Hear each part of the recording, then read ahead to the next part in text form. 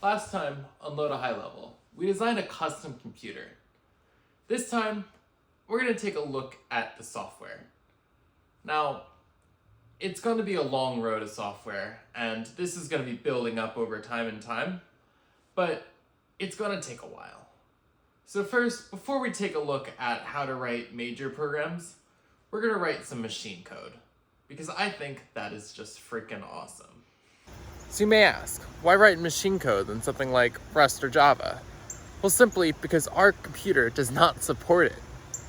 For those languages to work, we have to port the language to the machine, and we simply don't have that ability right now. We can't even write an assembly code right now because we don't even have an assembler. So what do we do in that case? Well, we could make an assembler, or if we just want to see if our program works, we can write a quick program in machine code. So what we're going to do this video is make a program that prints the screen some word, most likely hi, something simple enough that we can do in a few lines of machine code. In the future, we're going to expand on that and not really write machine code after this, but we're going to make assembly work and maybe some other language like C, and that'll be great. But today, it's machine code. So to get an idea for our program, we need to break this down. Let's write some quick pseudocode. So we'll have a method of hi. This will have no inputs, and it'll just be what we're doing. So what we want to do is load h, then we want to print h, and the same thing with I.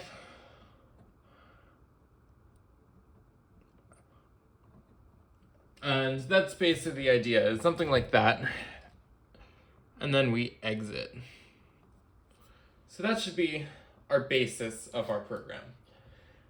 And theoretically, we could do some sort of recursion to make this easier, but that's a little complicated for what we want to do.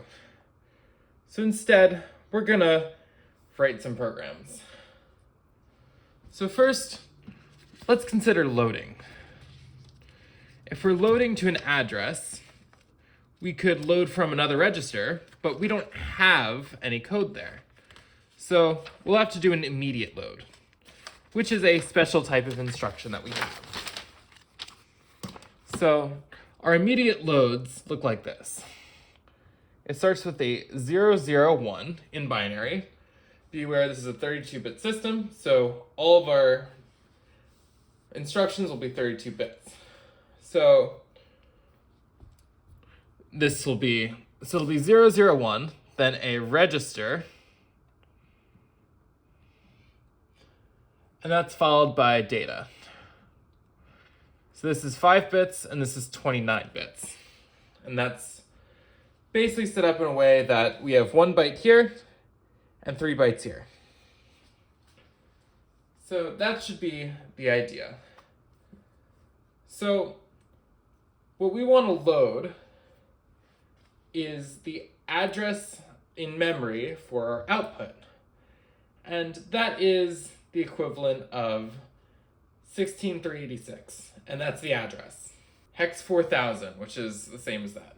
So how do we do that? Well, we have to directly write our program. So 001, so we're loading immediately. And then we're going to load into a register. How about we load into register 1? And what are we going to load into register 1? We will be loading hex 4000. So for that, 4000 will take up 2 bytes. So our second byte will be empty. And then 4000. So 4. And we can break this down into 0x4000. Each of these is 4 bits. So 4, so 1, 2, 4, so 0, 1, 0, 0, then 0, 0, 0, 0, 0, 0, 0, 0, 0, 0, 0, 0. that would be loading our first part. And now we want to load H. Similar to how we did previously, we can load it just as we did, but instead of loading 4000, which is our address, we load the ASCII value of H. So let's load into address 2. So similar to this, 0, 0, 1, 0, 0, 0, 1, 0, which is binary for 2. We're going to load 48. So this is going to be empty. This is also empty. And then our last byte is 48. So 0, 1, 0, 0, 1, 0, 0, 0. So that would load H. And then we want to print. And that would be a memory write opcode. So the way that this works is a memory write is 0, 1, 1, which determines that it's a write, followed by 5 zeros, followed by the address register, which is 1 byte, 1, 2, 3, 4, 5, 6, 7, which holds our address, then followed by the data register, which is register 2, 1, 2, 4, 5,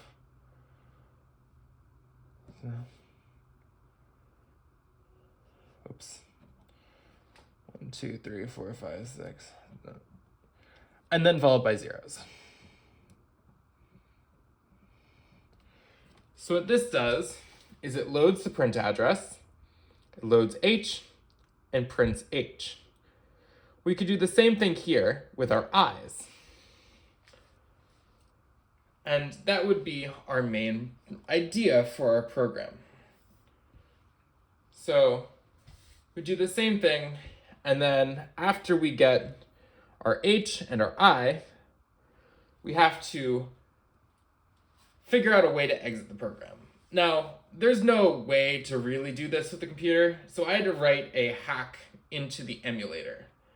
And that means that I write to a certain address, or I load to a certain address, some very specific data, and that will do it. Now that's not that important for this. For a full write-up of this, you can see the Load a High Level website where I'll have notes on how this works. So, in the meantime, let's go and write some code. So this is our full program in binary. So first we load hex 4000 into register 2. Then we go here, load into register 1. We load H, then we write the character, load I, we write I, we load an exclamation mark, write that, and then we do a little hacky program, exit. On my website for Load a High Level, I have a little notes page, and this has a little program that we can use. If I go to this, it's a little broken, I guess. Let's go here. It may not be working, so let's go here. Make file. Let's copy that. So here's that. There we go. And I'll need the Zig C compiler, which is fine. I'll have to install that. There we go.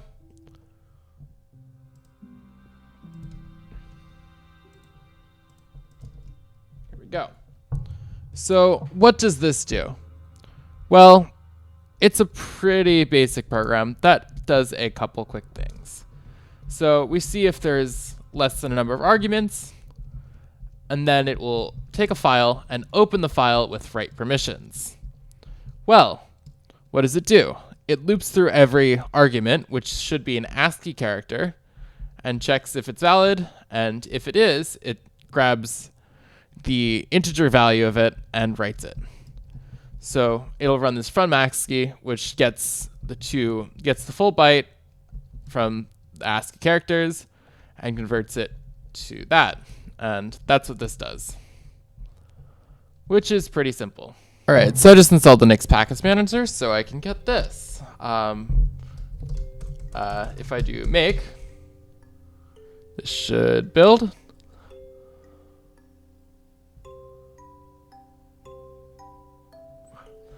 There we go. And then we have our program. I will need my program, which I have my output here. So if I run ASCII to bin and we make our output and we paste the hex equivalent of our program, then cat output.bin, which should look something weird like that. Perfect. So that should be our program. So now we'll need our emulator. So where are we gonna get that? Well, if you go to github.com/high-level, we have this CPU repository. So if we copy this and I go out here, git clone, whoops, that's not it. Copy that, git clone the CPU.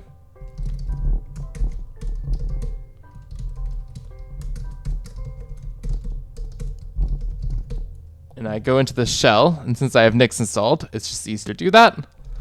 There we go. And I run make. We have our cd target. We have our emulator, cp ... /ASCII. Let's copy our output.bin here. Then we run our emulator on output.bin. We get